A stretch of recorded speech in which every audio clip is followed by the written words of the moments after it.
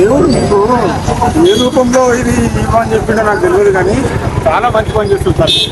నాకైతే హ్యాపీ అమ్మ, ముఖ్యంగా ఇప్పుడు హ్యాపీ. ఎంత మంచి పని చేస్తుంది తెలుసా అమ్మ, చాలా అంటే చాలా మంచి పని. థ్యాంక్ యూ అండి. అమ్మ చేసే పని మాత్రం చాలా బాగుంది. తిన్నారా?